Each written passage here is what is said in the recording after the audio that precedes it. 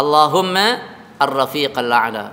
Kemudian Rasulullah Shallallahu Alaihi Wasallam lemes, tangannya turun, dan terasa kepala yang nyandar di dada Aisyah terasa semakin berat, pertanda bahwa Rasulullah Shallallahu Alaihi Wasallam telah kembali kepada Allah Subhanahu Wa Taala. Inna lillahi wa inna ilaihi raji'un.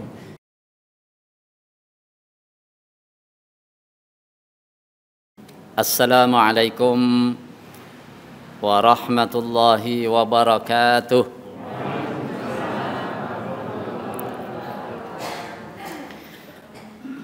Innal hamdalillah nahmaduhu wa nasta'inuhu wa nastaghfiruh wa na'udzu billahi min shururi anfusina wa sayyiati a'malina.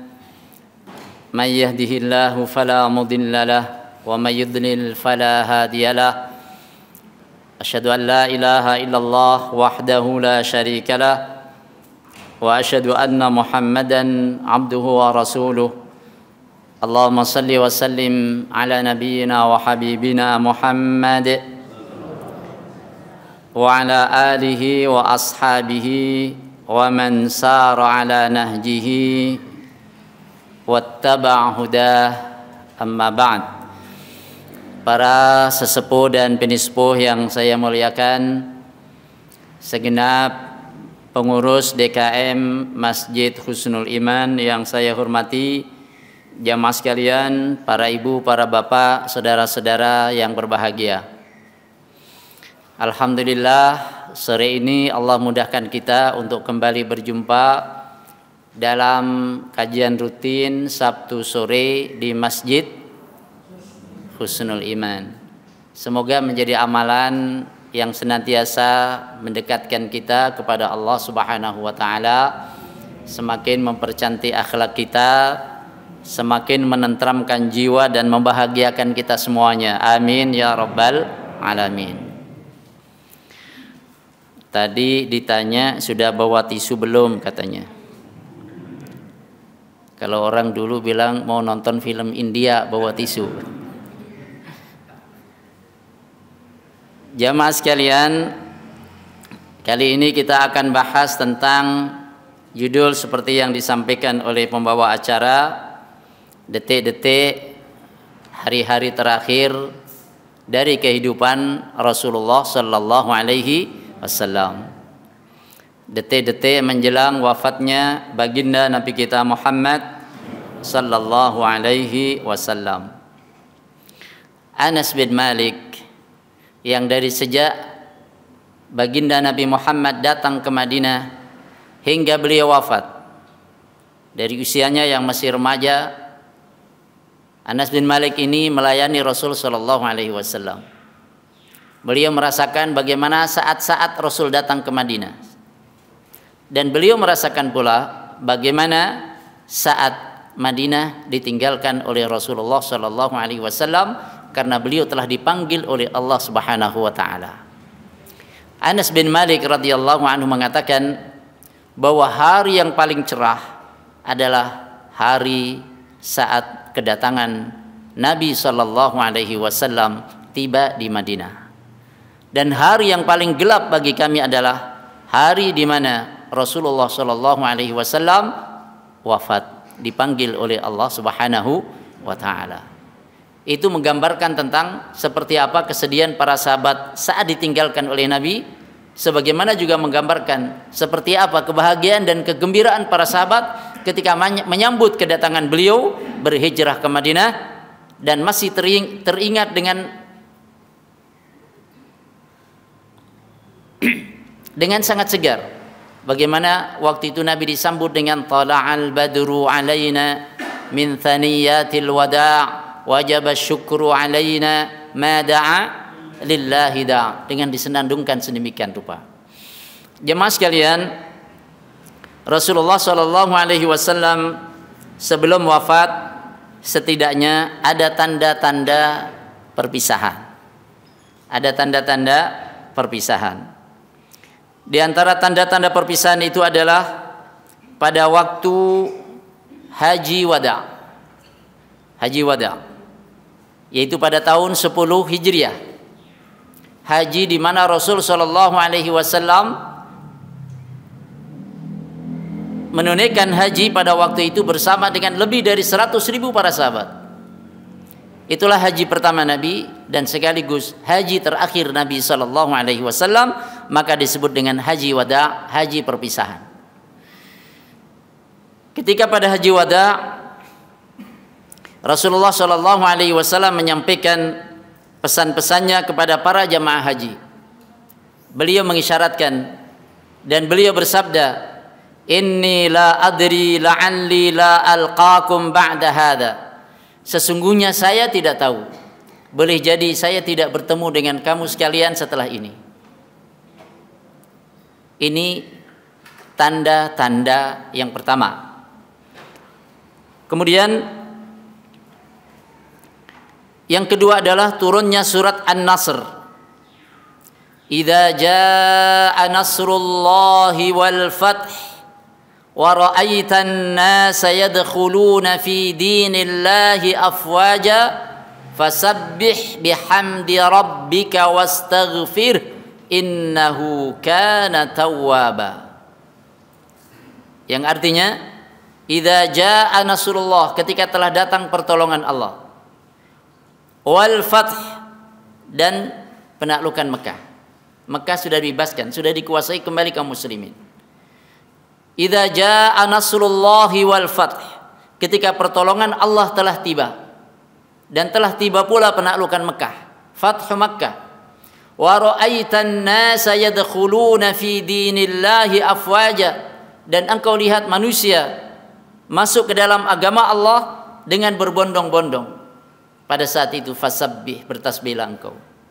Bihamdi rabbika, dengan memuji Tuhanmu, wastaghfir, dan memohonlah ampunan kepadanya. Innahu kana tawwaba, sesungguhnya ia adalah maha penerima taubat. Jamaah sekalian, surat ini diterima oleh Nabi kita Muhammad sallallahu alaihi wasallam ketika sedang berada di Mina. Sedang berada di Mina saat menunaikan ibadah haji.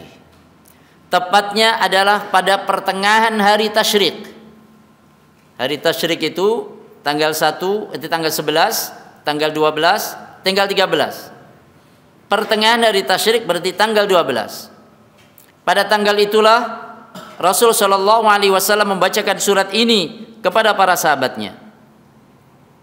Jamaah sekalian,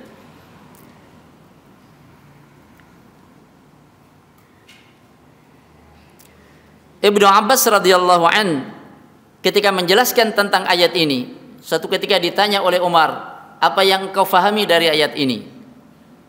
Ibnu Abbas yang masih belia, yang masih muda, ia mengatakan ini adalah ajal, ini adalah waktu akan berpulangnya Rasulullah Shallallahu Alaihi Wasallam.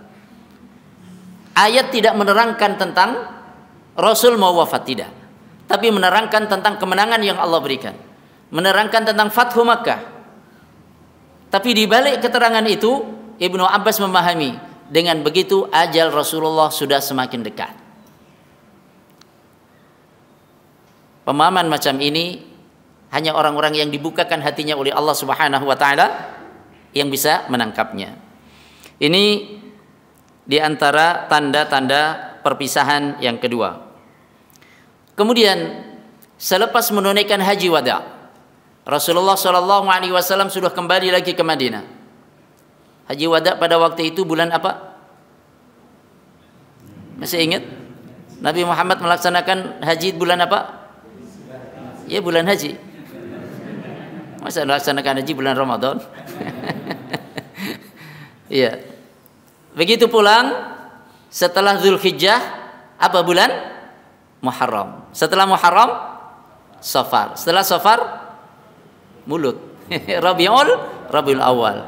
Zulhijjah berarti itu bulan terakhir tahun 10 Hijriah. Setelah bulan Zulhijjah, bulan Muharram, masuk tahun 11. Jadi Rasul menunaikan ibadah haji sudah barang tentu di bulan haji, dan bulan haji adalah bulan terakhir tahun 10 Hijriah. Maka masuk berikutnya tahun 11 Hijriah.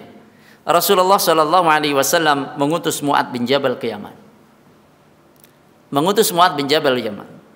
Seorang pemuda yang alim, yang oleh Nabi beliau sabdakan, a'lamu ummati bil halal wal haram. Mu'adz bin Jabal adalah umatku yang paling alim soal halal dan haram. Mu'adz bin Jabal diutus oleh Nabi ke wilayah Yaman. Untuk apa? Untuk berdakwah di sana. Saat Nabi melepas Mu'adz bin Jabal untuk berdakwah ke Yaman, terutama di Yaman pada waktu itu banyak orang-orang Nasrani. Rasul berpesan, yang engkau akan datangi adalah orang-orang Nasrani. Maka yang pertama kali engkau ajarkan kepada mereka adalah ajak mereka untuk bersyahadat la ilaha illallah. Tidak ada Tuhan yang berhak disembah, yang boleh disembah selain Allah Subhanahu wa taala. Rasul berpesan kepada Mu'adz, ya Mu'adz, innaka asa alla talqani ba'da 'ami hadha. Wahai Mu'adz, sesungguhnya engkau boleh jadi tidak berjumpa saya setelah tahun ini. Sebelum dilepas, Rasul menyampaikan ini. Wahai Mu'adz, sesungguhnya engkau boleh jadi tidak berjumpa lagi dengan saya setelah tahun ini. Fatamurra biqabri wa masjidi. Sehingga engkau kalau datang ke Madinah, kembali ke Madinah, engkau akan melintasi masjidku, melintasi kuburku, dan juga melintasi kuburku. Mu'adz bin Jabal sebelum berangkat haru beliau menangis. Menangis bahwa boleh jadi itu adalah pertemuan terakhirnya dengan Rasulullah Shallallahu Alaihi Wasallam. Tapi ini adalah perintah yang harus dilaksanakan. Perintah yang harus dilaksanakan, perintah yang mulia dari Rasulullah Shallallahu Alaihi Wasallam, sampai-sampai Mu'adz bin Jabal disebut oleh Rasul sebagai Rasulillah. Mu'adz bin Jabal disebut sebagai Rasulnya Rasul Allah. Rasul itu artinya utusan, delegasi. Ya. Ketika ditanya dengan apa kau akan putuskan, saya akan putuskan dengan kitab Allah. Kalau engkau tak jumpai, saya putuskan dengan sunnah Rasulullah. Kalau tidak engkau jumpai, aku berijtihad. Kemudian Rasulullah Shallallahu Alaihi Wasallam menepuk dadanya Mu'adz bin Jabal seraya bersabda, Alhamdulillah, alladzi waffaqa Rasulillah lima yuhibbuhu Rasulullah. Segala puji bagi Allah yang telah memberikan taufik kepada utusannya Rasul Allah. Ini utusan. Jadi dai itu Rasulillah. Dai itu Rasulillah. Sebutan yang sangat mulia dari Rasulullah Shallallahu Alaihi Wasallam. Allah telah memberikan taufik kepada utusan Rasulullah menuju atau sesuai dengan apa yang dicintai dan diridhai oleh Rasulullah Shallallahu Alaihi Wasallam. Berangkatlah Mu'adz bin Jabal, ya, mengislamkan orang-orang yang ada di Yaman, dan benar itu adalah pertemuan terakhirnya dengan baginda Nabi kita Muhammad Sallallahu Alaihi Wasallam. Ini diantara tanda-tanda sebelum beliau wafat. Sekarang kita langsung masuk masa sakit beliau, ya, masa sakit beliau. Saya bacakan dari buku Cahaya Kebajikan. Jadi ustadznya nyontek ya, mohon maaf ya. Ya, nyontek gak apa-apa ya. Saya akan bacakan permulaan sakit. Pada hari Senin 29 Safar. Berarti habis apa? Muharram, bulan pertama tahun 11. Habis Muharram, Safar. Ini akhir Safar. Pada hari Senin 29 Safar tahun 11 Hijriah, dalam perjalanan pulang dari mengantar jenazah ke kuburan Baqi', beliau merasakan sakit kepala dan panas yang tinggi, hingga para sahabat melihat uap di atas sorban yang beliau kenakan sebagai pengikat kepala. Iya. Sakit beliau berlangsung selama 13 atau 14 hari. Ada yang meriwayatkan kurang dari itu. Tapi maksimal mengatakan ya seputar 14 hari. Sakit beliau selama 14 hari terhitung dari 29 Safar tadi. Berarti sudah masuk apa? Habis Safar apa? Rabiul Awal. Bulan Maulid. Safar masuk bulan Maulid. Iya. Walaupun sedang sakit, selama sakit itu beliau tetap melaksanakan sholat berjamaah di masjid. Halo? Walaupun sedang sakit, beliau tetap melaksanakan sholat berjamaah di masjid, menjadi imam. Jamaah sekalian, kecuali nanti 3 hari terakhir. Nanti 3 hari terakhir beliau tidak sanggup lagi mengimami. Maka Rasulullah SAW selama 14 hari sakit, beliau tetap menjadi imam, kecuali 3 hari terakhir sebelum beliau wafat. Berarti berapa kali sholat? 15 plus 2, 17 kali sholat. 17 kali sholat. Saat itu yang menjadi imam adalah Abu Bakar Siddiq radhiyallahu an. Ini juga isyarat bahwa Abu Bakar ditunjuk oleh Rasulullah sebagai imam, dan selepas Nabi, Abu Bakar pun ditunjuk oleh umat Islam secara musyawarah menjadi khalifah bagi kaum muslimin. Kemudian pada pekan terakhir sakit beliau semakin berat. Kemudian beliau bertanya kepada keluarganya, besok giliran saya di mana? Hari ini giliran saya di mana? Karena beliau berlaku adil terhadap para istrinya. Di giliran siapa? Ya beliau berada di situ walaupun sakit. Akhirnya keluarga beliau bersepakat bahwa selama beliau sakit biar dirawat di rumah Aisyah saja. Karena Aisyah adalah di antara istri Nabi yang paling mengetahui tentang bagaimana merawat secara baik. Aisyah. Maka Rasulullah SAW kemudian dirawat di rumah Aisyah. Subhanallah, dalam keadaan sakit seperti itu masih memikirkan tentang keadilan. Jangan sampai mengurangi hak di antara hak-hak keluarganya. Sampai keluarganya itu, istri-istrinya itu merelakan, biarlah kemudian diurus oleh Aisyah. Jamaah sekalian, Aisyah radhiyallahu anha merawatnya dengan baik. Beliau bacakan Al-Ikhlas, beliau ajarkan Al-Falaq, beliau bacakan surat An-Nas, kemudian ditiupkan di tangan Nabi. Setelah ditiupkan di tangan Nabi, kemudian diusapkan ke badan Nabi bagian-bagian yang terasa sakit. Ingin mendapatkan keberkahan dari bacaan itu dan keberkahan dari bersentuhan dengan tangan Rasulullah dan diusapkan di badannya. Jamaah sekalian rahmakumullah. Kemudian 5 hari menjelang wafat, itu kan pekan terakhir ya. Sekarang sudah 5 hari menjelang wafat.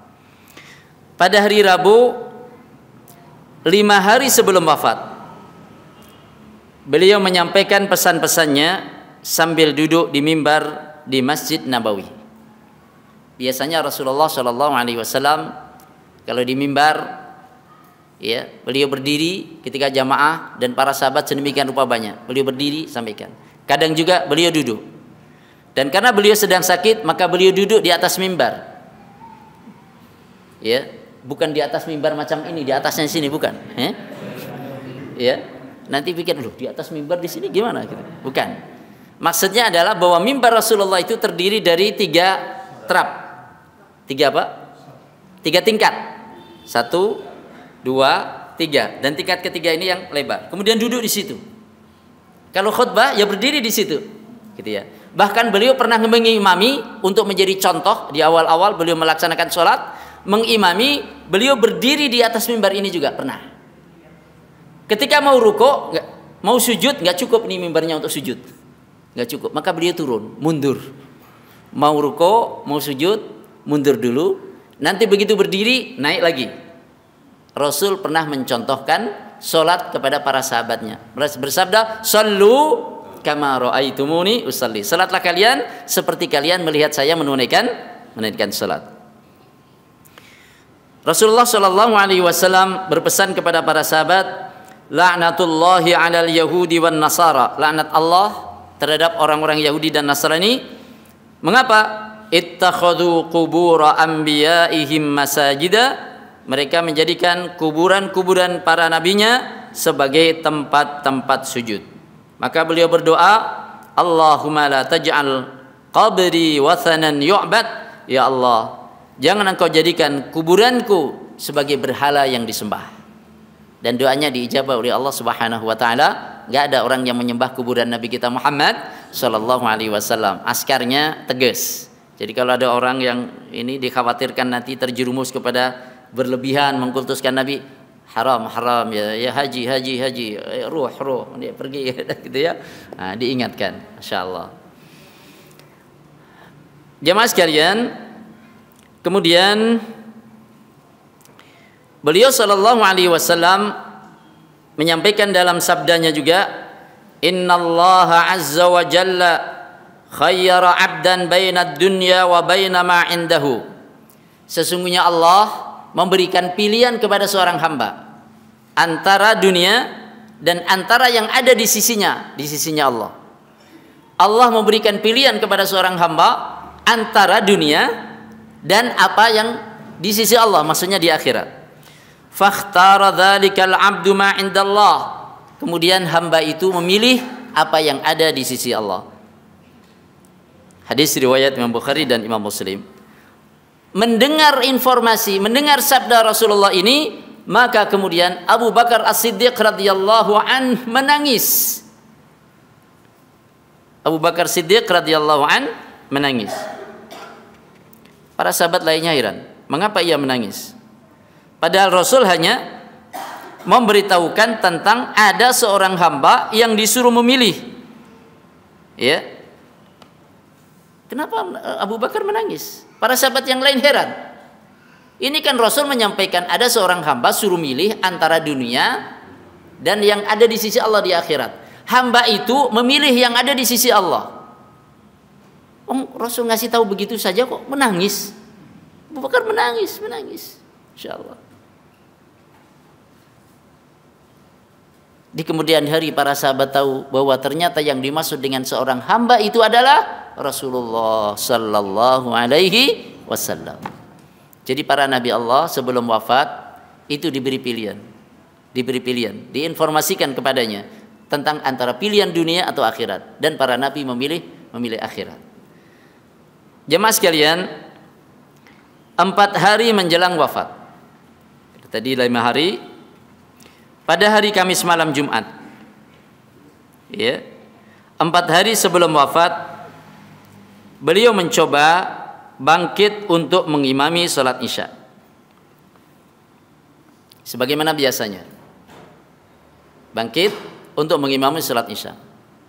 Ketika beliau bangkit, pingsan. Setelah siuman, kembali beliau bersuci, bangkit lagi, pingsan lagi.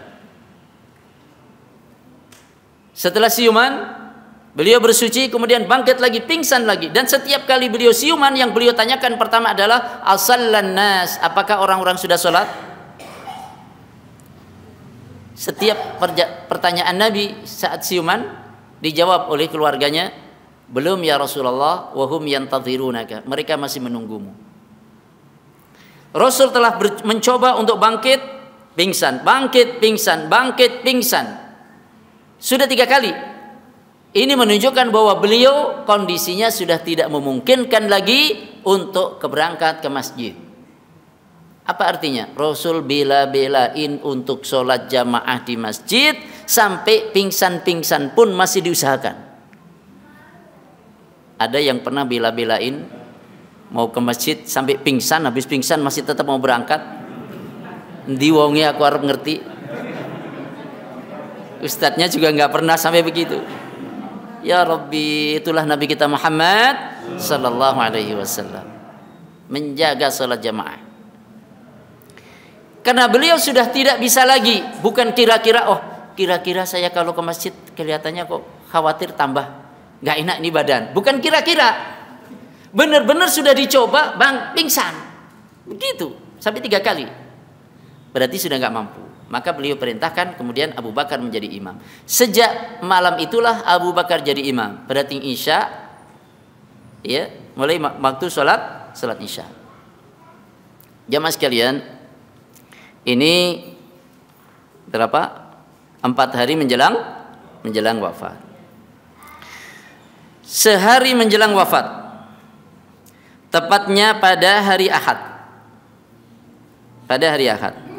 Sehari sebelum wafat, beliau memerdekakan budak-budak yang ada bersama beliau. Budak-budak beliau merdekakan. Merdeka karena Allah Subhanahu wa taala. Bersedekah 7 dinar. Harta yang beliau miliki, beliau sedekahkan, ada 7 dinar, beliau sedekah. Menghibahkan peralatan perangnya kepada kaum muslimin. Peralatan perang yang biasa beliau pakai ketika memimpin perang bersama dengan para sahabatnya, diserahkan, dihibahkan kepada kaum muslimin.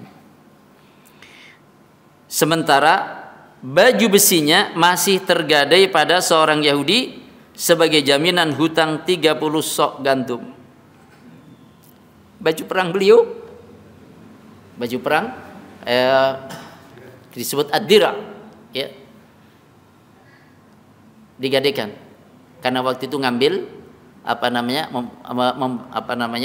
berhutang 30 sok gandum, kurang lebih 80 kilo gandum. Ya. Pada malam harinya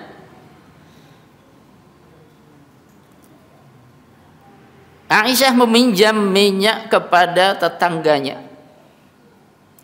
untuk menyalamkan lampu rumah bersama Rasulullah Shallallahu Alaihi Wasallam. Miskinkah beliau? Tidak. Beliau orang yang kaya, sedekah yang sukses. Istrinya juga seorang sedekah yang sukses. Belum lagi harta dari rampasan perang, kemenangan-kemenangan yang diberikan oleh Allah Subhanahu wa taala, beliau yang mengatur. Akan tetapi beliau mengambil sesuai dengan keperluan beliau saja. Sesuai dengan keperluan beliau. Selebihnya adalah beliau gunakan untuk dakwah, untuk kaum muslimin. Sehingga ketika beliau wafat, para budak telah beliau merdekakan, ada beberapa dinar, 7 dinar beliau sedekahkan, dan baju besinya masih tergadai. Ya, masih tergadai. Jemaah sekalian, itu sehari menjelang wafat Rasulullah Sallallahu Alaihi Wasallam. Pada hari wafat beliau, pada hari hanya,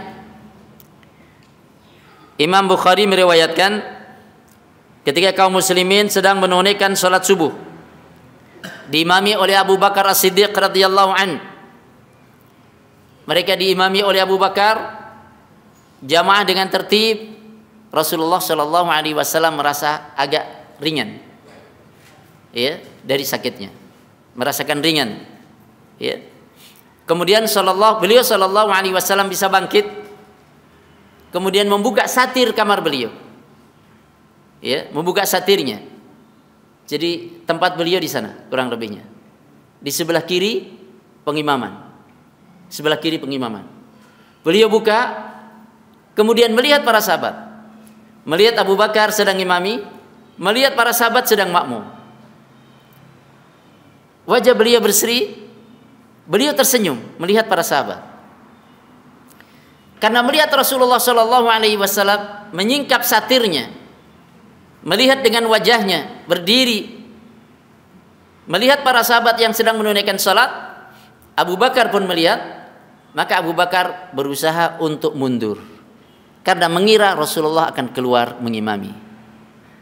Akan tetapi Rasulullah Shallallahu Alaihi Wasallam memberikan isyarat kepada Abu Bakar tetap di tempat, jangan mundur.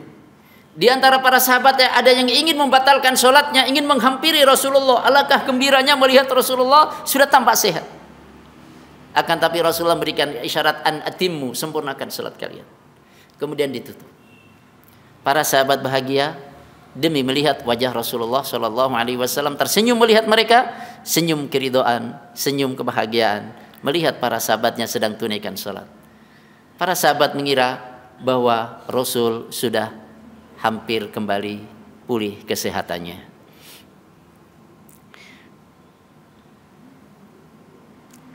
Kemudian detik-detik terakhir pada hari itu, berkali-kali beliau berpesan agar menjaga solat dan agar berbuat baik kepada orang-orang yang berada di bawah kepemimpinan.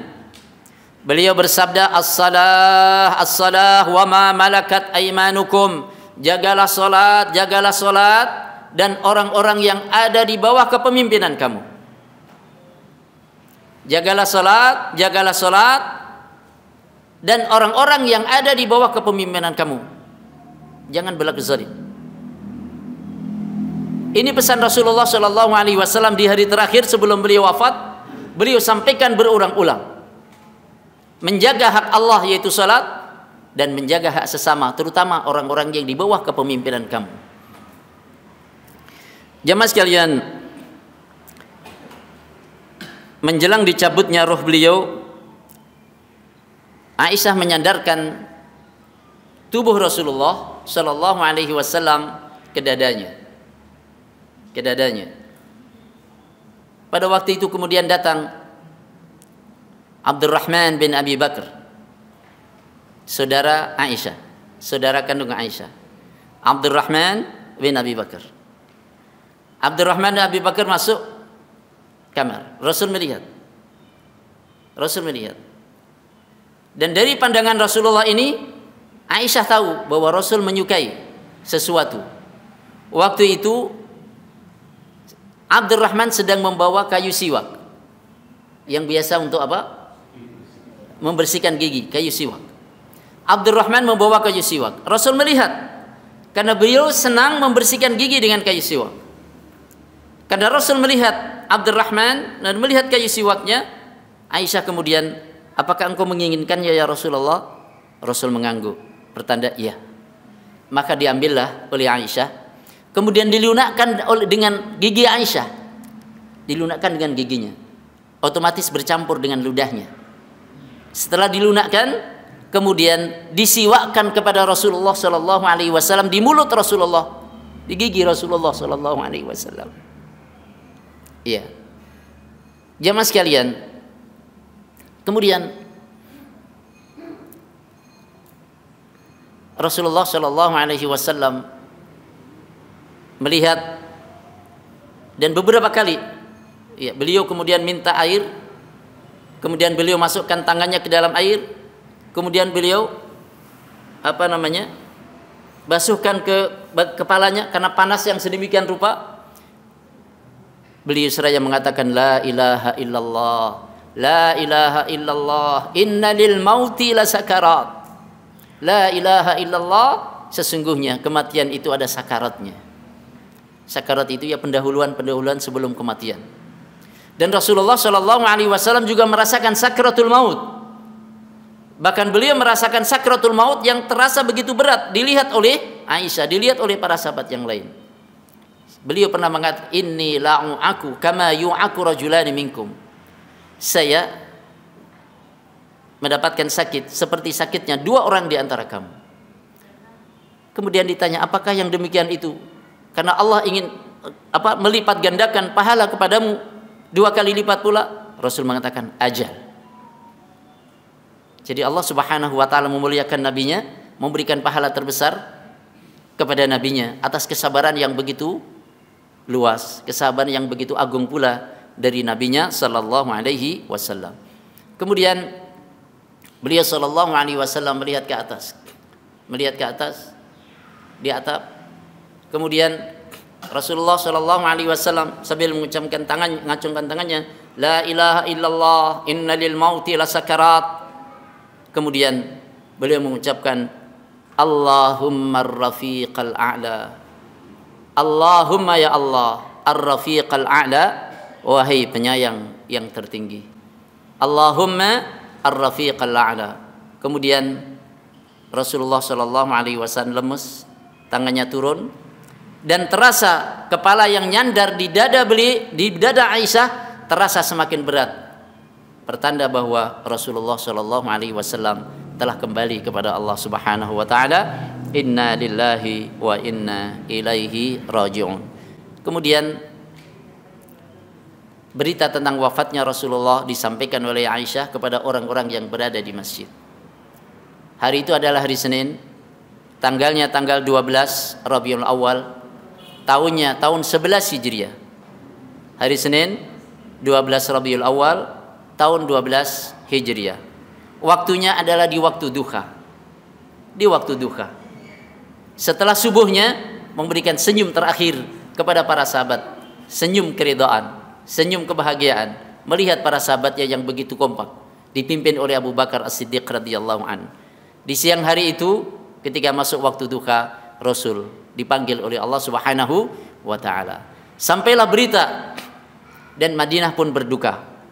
Maka di antara orang-orang yang berduka itu ada yang mengira bahwa Rasul mungkin belum wafat, atau Rasul mungkin sedang munajat kepada Tuhannya, nanti kembali lagi. Ada berbagai dugaan. Ya, bahkan Umar bin Khattab merasakan benturan jiwa yang sedemikian rupa ia rasakan. Kemudian beliau menyampaikan, siapa yang mengatakan Nabi Muhammad sudah wafat, mana orangnya? Nanti saya penggal lehernya. Artinya apa? Kecintaan beliau kepada Nabi, ya, dan tidak menduga bahwa Nabi kembali kepada Allah secepat itu. Kemudian Abu Bakar As-Siddiq radhiyallahu an masuk ke kamar Aisyah karena Rasulullah Shallallahu alaihi wasallam bersama dengan Aisyah di kamarnya. Masuk, kemudian dibuka penutupnya, kemudian diciumlah di antara dua mata Rasulullah Shallallahu alaihi wasallam. Kemudian beliau tutup kembali dan mengetahui bahwa Rasulullah Shallallahu alaihi wasallam sudah wafat. Beliau kemudian keluar. Waktu itu Umar bin Khattab sedang menyampaikan khutbahnya, menyampaikan ceramahnya. Ketika Abu Bakar keluar dan kemudian memuji Allah, menyanjung Allah, innal hamdalillah dan seterusnya, orang mulai bergeser mendengarkan Abu Bakar As-Siddiq radhiyallahu an. Maka Abu Bakar mengatakan, man kana ya'budu Muhammad, siapa yang menyembah Muhammad, Nabi Muhammad sallallahu alaihi wasallam sudah wafat. Siapa yang menyembah Allah, Allah Subhanahu wa taala hayyun la yamut, Allah hidup, tidak akan pernah mati. Kemudian dibacakan ayat di dalam surat Ali Imran ayat 144, wa ma Muhammadun illa rasul qad khalat min qablihi rusul. Tidaklah Muhammad kecuali seorang rasul, sebagaimana telah berlalu rasul-rasul sebelumnya. Afa imma ta'au qutilan qalabtum ala aqabikum, apakah kalau ia meninggal dunia atau terbunuh, kalian akan berbalik lagi ke belakang? Al-ayah. Begitu mendengar ayat ini dibacakan oleh Abu Bakar As-Siddiq radhiyallahu an, sadarlah Umar bahwa Rasul benar-benar sudah wafat, dan kedua kaki Umar bin Khattab tak sanggup untuk menyangga badannya. Kemudian terduduklah Umar bin Khattab demi mengetahui bahwa Rasulullah Shallallahu alaihi wasallam sudah wafat. Para bapak dan ibu sekalian, itulah hari-hari sebelum beliau wafat sampai hari terakhir beliau wafat. Di antara pelajaran yang penting yang kita ambil adalah bahwa beliau meninggalkan para sahabat dalam keadaan ridho. Beliau meninggalkan para sahabat dalam keadaan tersenyum. Ridho dan tersenyum karena para sahabatnya menjaga salat. Ridho dan tersenyum karena para sahabatnya menunaikan salat berjamaah di masjid. Ridho dan tersenyum karena beliau melihat bahwa Abu Bakar memimpin para jamaah sesuai dengan perintah beliau sallallahu alaihi wasallam.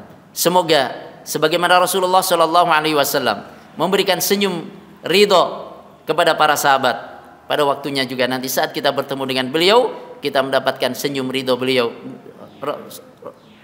Allahumma salli wa sallim wa barik ala sayyidina Muhammad wa ala alihi wa ashabi ajma'in. Semoga Allah pertemukan kita semuanya dengan beliau. Allahumma asqina min haudi Rasulillah. Allahumma asqina min haudi Rasulillah. Allahumma asqina min haudi Rasulillah sallallahu alaihi wasallam. Ya Allah, anugerahkan kepada kami bisa minum dari telaga yang Kau janjikan untuk Nabi kami Muhammad sallallahu alaihi wasallam. Wa akhiru da'wana alhamdulillahi rabbil alamin. Wassalamualaikum warahmatullahi wabarakatuh.